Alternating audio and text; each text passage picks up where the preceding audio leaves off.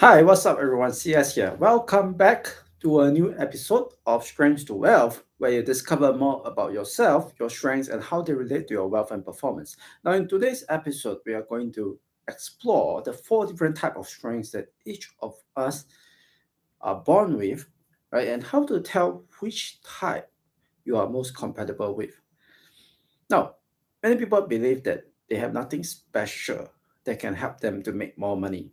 But in fact, the opposite tends to be true, right? All of us have unique strengths that come from our personalities, that come from our natural instincts, but we are often unaware of our real talents, right? This is why instead of choosing to follow our instincts, our talents, very often we choose to do other work that we are already used to doing or work that other people tell us that we should do, right? And not only that, for many of us, we were brought up to believe that, you know, uh, things like math, things like logic, things like science, the stuff that we learn in school, are what determine how smart we are, how much potential we have, and what are the achievements that we will make in life. Right? This is especially true in Asian societies like Singapore,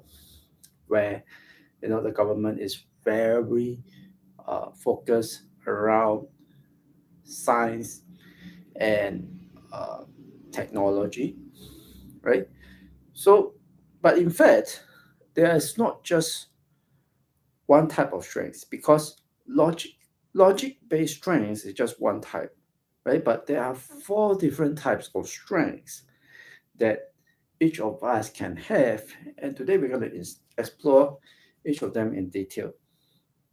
Okay, so the first type of strength that we have is what we call the action strength, right? So action strength, as the name implies, uh, it is most useful when it helps you to execute on a plan. So you have a plan, you say, "Oh, I want to do something." How do you go from having a plan to actually creating the thing, right? To actually having the thing exist? Very often, what as people like to say, your plan only survives as long as you haven't started to implement it. Right. So the moment you start implementing, you'll find there's so many different obstacles, there's so many different challenges that you have to think around ways of how to solve these obstacles and challenges. And this is where the action strengths come in. Because people who are high on action strengths, they are fast action takers. So they're the type of people, if they buy a new TV, right, they will not bother to read through the 100 pages of user manual. They will just go straight into installing the TV and try to figure out everything on the way, right? So this is what we mean by fast action taker. And these people work best in rapidly changing environments. For instance, right, if you're working in a startup, if you work in sales, if you work in marketing where things change very rapidly and you have to adapt to changes on the fly, right? This is where people who have action oriented strengths actually outshine, right? And they are also extremely good for roles where they have to start something from nothing. Like if you have to kickstart a new project, right? You have to bring an idea to reality, right? From nothing. So these are the people who say, okay, let's try to do different things and then try to figure out what works along the way, rather than going to plan everything and going to think about it. Then after you try it out, then you find out, hey, it's not the same as a plan, and you go back to the drawing board, right? So if you have an action oriented strength, right, you tend to work best for new industries and new domains. Like for instance, what is a new industry now? Like for instance, crypto or NFT. So if you are in these new industries when nobody knows the rules, then you will have an advantage, right? And people who have high action-oriented strengths, they are also great at opening new markets. So if they go into the market where they don't know anybody, they don't know all the rules, right? They will be able to figure out something in a much faster, in a much shorter time frame than others. And finally, they are good for roles that require a lot of hands-on activities. Like for instance, fitness. Fitness tends to have a lot of people who are action-oriented, right? Because it involves um, doing stuff. Food, right? Food tends to have a lot of people who are action-oriented. Logistics, services, and property. So you can notice that all these industries, they have one commonality, which is no, they are things that you can do with your hands. So action-oriented people, they work best in environments where you don't have to plan much, right? You have to adapt on the go, and then you have to constantly keep moving. Okay, so that's the first type of strength, action-oriented strength. Second type of strength is what we call passion-oriented strength. So, contrary to the action-oriented strength is task-focused. Passion-oriented strength is emotion-focused, right? But as the name implies, passion-oriented strength is how to use emotions to influence others, right? How to bring out all your emotions so that other people can feel the mood. Other people can feel it when you're happy, other people can feel it when you increase a lot of desire in others. And passion-oriented people have this unique characteristic where they are very high energy. So if you ever meet a person who is extremely high energy, right, uh, the chances are they may be passion-oriented, right? Because they like to spread their passion, they like to spread their energy around. And these people are also extremely good at finding new people and opportunities. So they are the type of people who can sit across the table from strangers, right? With a full table of strangers, and after a meal, everyone became their friend. So they are capable of building rapport at a much faster pace than other people. Right? So if you have a high passion-oriented strength, usually you will be more suitable to work in industries like sales, branding, especially personal branding as well as business branding, right? And sometimes also suitable to do headhunting or recruiting because it involves connecting people and finding the right talents. Entertainment, right? That's another popular one. All the actors, right? The theater people who like to shine on stage. And of course, speaking and communication, right? Because people who are passion oriented love to speak. So, this is our first emotion based strength that is different from task based strength. Okay, so this is passion oriented strength. Now, the third type of strength is what we call connection strength. Now, connection strength is another type of emotion based strength, but different from passion oriented strength. Passion oriented strength is talking about how we can use more of our energy, how we can spread more of our energy and passion and our emotion outwards so that we can influence others.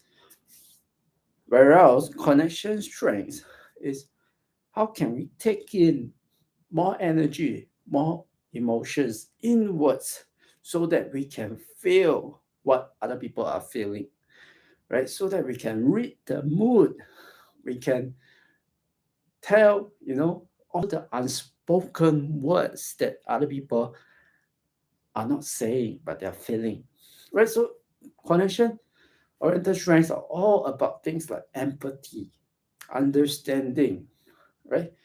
Um, Understanding other people's behavior, understanding other people's body language, and through them, learning how to create trust and genuine relationships and bonds with one another. So in other words, connection-based strengths are an important part of what we normally call EQ, emotional intelligence. Right? So if you are high in connection-based strengths, usually you'll be best suitable to work for things like customer services, right?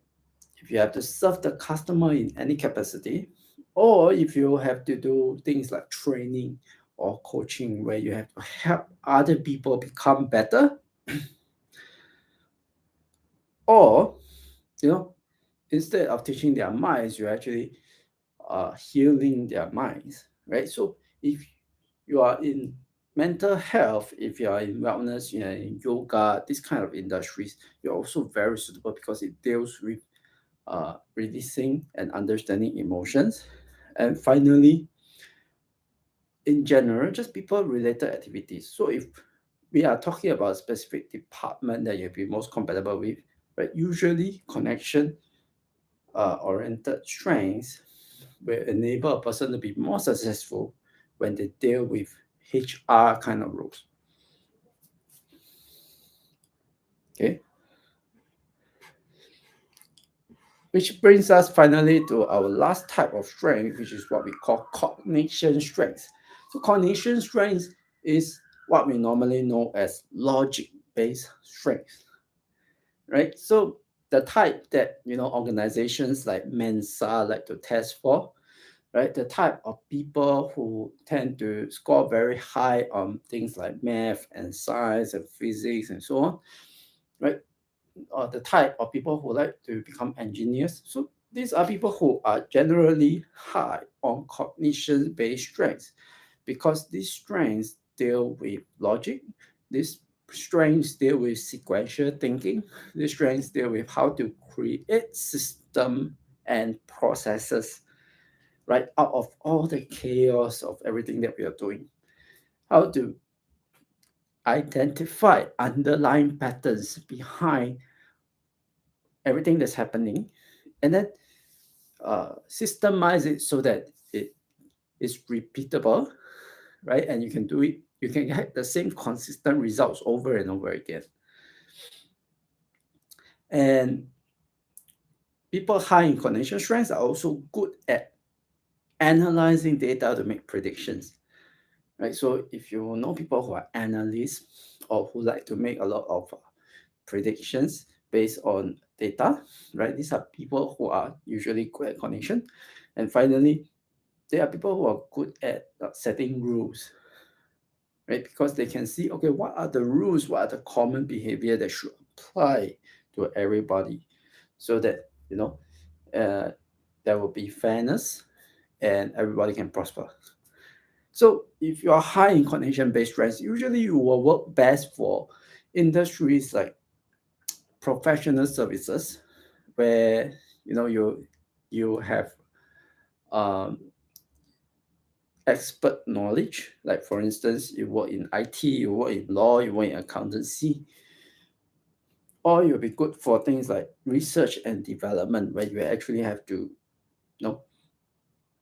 dive deep into patterns inside the data that you analyze. And of course, you'll be good at things like analysis and reporting. So, like for instance, you see all the stock market reports that Wall Street analysts like to give, right? This is one way that analysis can be extremely valuable.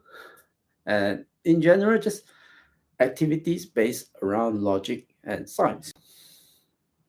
Okay, so after listening to the descriptions of all four types of strengths, which strength do you think you will be most compatible with? Now, are you pursuing work that actually complements your particular strengths? Or is your work, is what you do to make money actually directly contradicting your strengths? Okay, so share in the comments below if you'd like to know more about any particular strengths domain, right? Out of these four types of strengths, which is action, passion, connection, and cognition. So let me know in the comments below if you'd like to know more about any one of them, and I'll do a dedicated video. Okay. So as always, if you like the content and you'd like to hear more, don't forget to hit the subscribe button and hit the bell icon so that you won't miss out on future videos. I typically post at least 3 to 5 times a week, so you find a lot of content here if you follow the channel. And as always, this is CS signing out, and I will see you in the next episode.